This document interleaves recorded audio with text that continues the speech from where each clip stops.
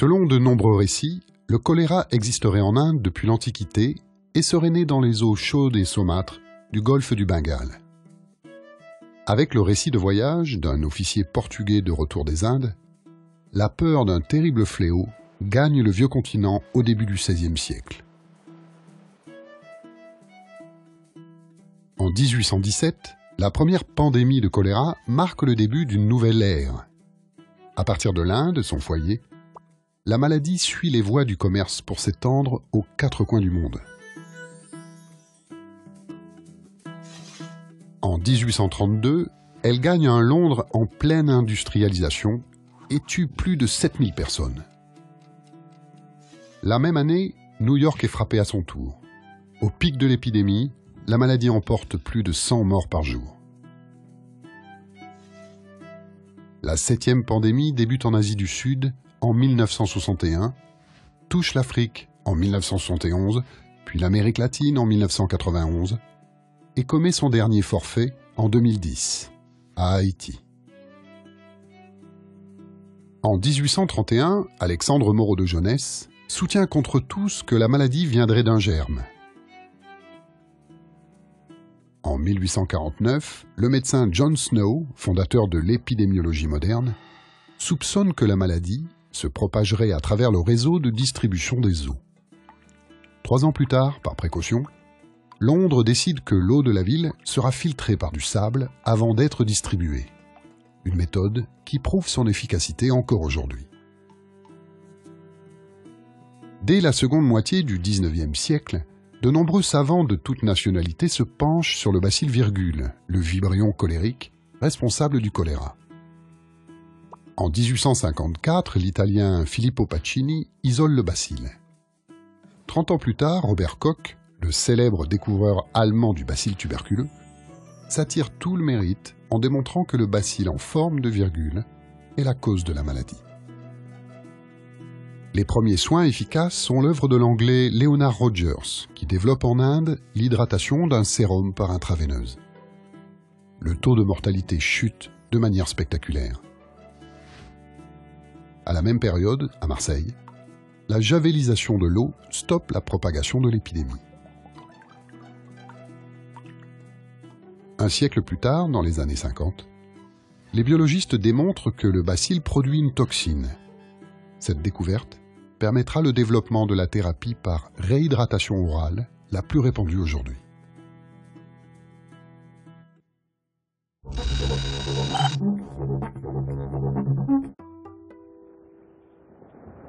On trouve le bacille du choléra principalement dans les eaux usées et les déjections humaines.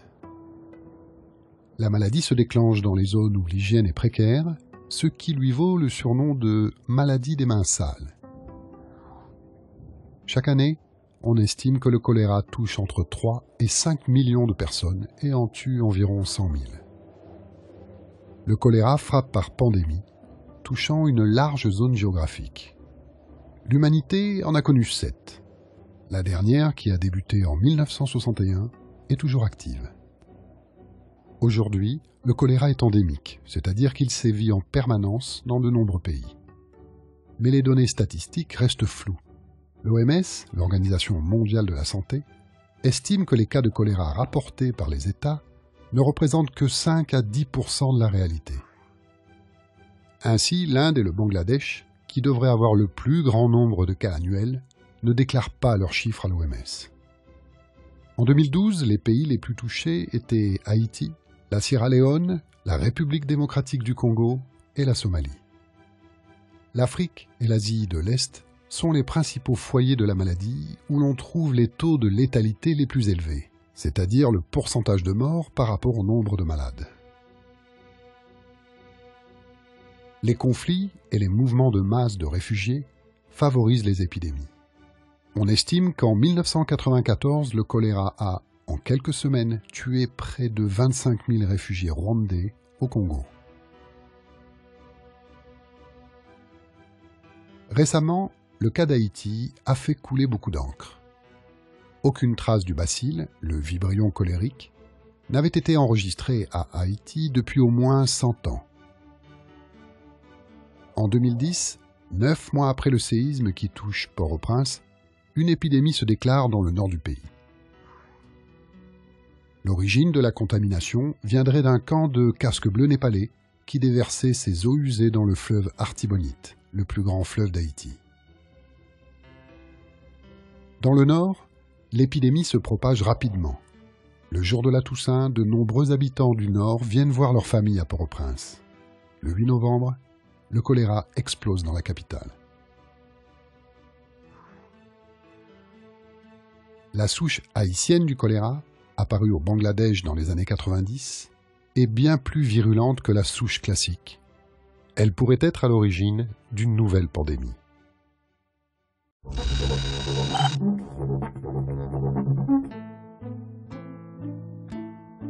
Le vibrion colérique, Vibrio cholerae, est une bactérie en forme de virgule responsable du choléra. Extrêmement mobile, comme la plupart des vibrions, il se déplace et se multiplie dans l'eau à toute vitesse. Le vibrion se cache dans les selles des porteurs sains, des malades et des convalescents. Il peut vivre ainsi à l'abri de 7 à 14 jours. Dans les régions du monde où le choléra frappe régulièrement, le nombre de porteurs sains est beaucoup plus important que celui des malades. L'homme joue donc à la fois le rôle de milieu de culture et de disséminateur du vibrion. En buvant de l'eau contaminée par des déjections humaines, on ingère sans le savoir une armée de vibrions dans notre estomac.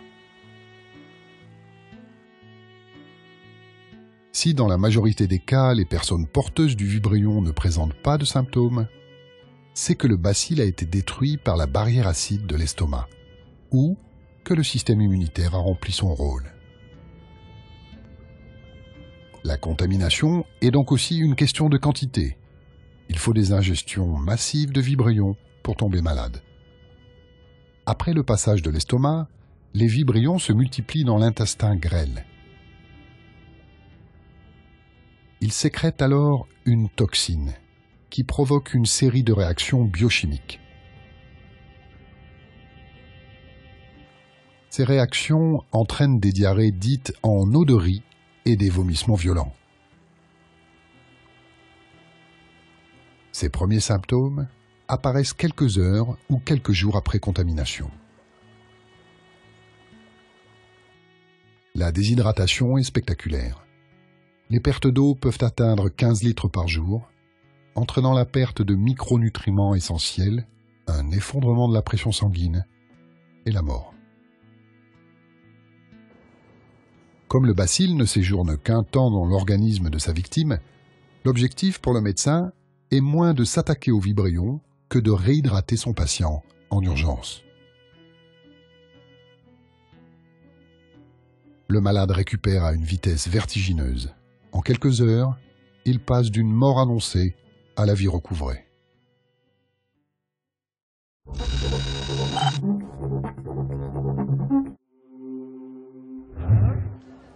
Le choléra est une maladie facile à traiter, mais elle frappe si vite et si fort que le défi du médecin est d'être plus rapide qu'elle. Sans traitement, et dans 25 à 50% des cas, la pression sanguine du malade chute et la mort peut frapper en quelques heures.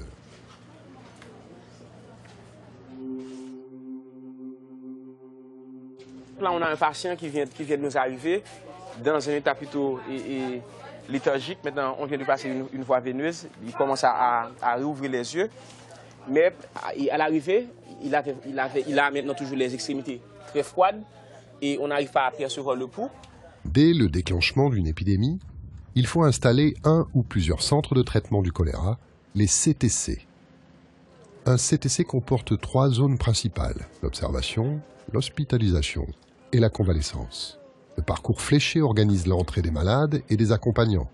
Une zone est réservée au personnel avec blanchisserie et fourniture, une zone pour gérer les déchets et une autre enfin pour les corps. Dans ces CTC, de l'eau chlorée est disponible en abondance pour laver le sol, les mains et les chaussures. Entre l'entrée et la sortie du centre, le patient suit un circuit balisé pour éviter une nouvelle contamination. Le traitement repose sur la réhydratation. Avec les sels de réhydratation orale, 80% des patients guérissent.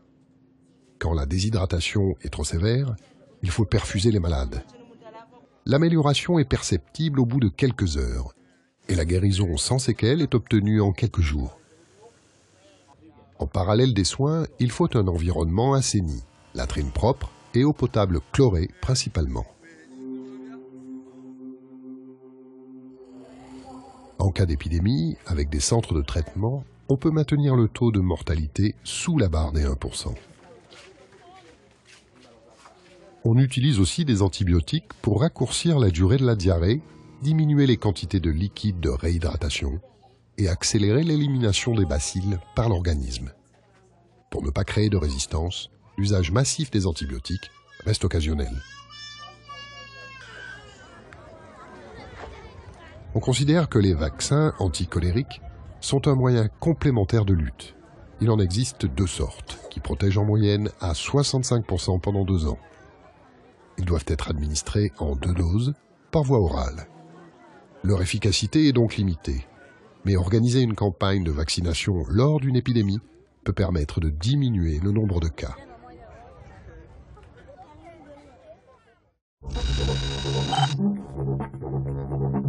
Le choléra, c'est une maladie ancienne, comme la peste. Ce sont ce qu'on a appelé des grands fléaux de l'humanité. Tout le monde connaît le choléra.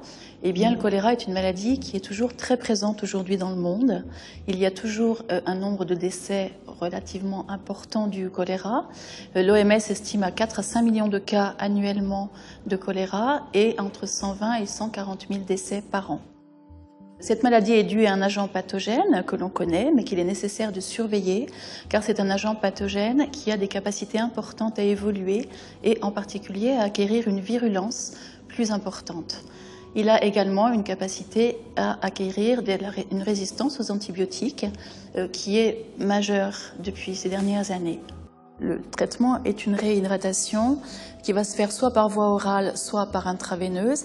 C'est essentiellement une amélioration de la logistique. En fait, parce que ça demande, mettre en place un traitement efficace, ça demande une présence, ça demande une logistique importante et c'est ce qui est souvent dans les pays qui sont confrontés aux épidémies de choléra le plus difficile à mettre en place. Un des objectifs pour les années à venir, c'est l'amélioration de la vaccination. Il faudrait développer donc un vaccin qui donne une protection plus longue dans le temps, qui soit si possible administrable en une seule dose, ce qui permettrait donc une meilleure protection des populations et également de diminuer tous les efforts de logistique nécessaires à l'administration des vaccinations. Ça permettrait également de diminuer le coût de la vaccination. Parmi les points, les centres d'intérêt, en fait, les points à développer aussi concernant la lutte contre le choléra, c'est l'amélioration du diagnostic. Donc aujourd'hui, en dehors du diagnostic fait en laboratoire, il y a ce qu'on appelle des tests de diagnostic rapide qui existent. Plusieurs ont été mis sur le marché, sont commercialisés, sont utilisés sur le terrain. Aujourd'hui, le bilan est mitigés. On va dire que ces tests de diagnostic ne sont pas suffisamment performants. Donc dans les choses à développer, là aussi dans les années qui viennent et le plus rapidement possible, ce sont de nouveaux tests de diagnostic rapide, utilisables par du personnel non formé et qui permettraient effectivement d'améliorer la prévention et la prise en charge des épidémies.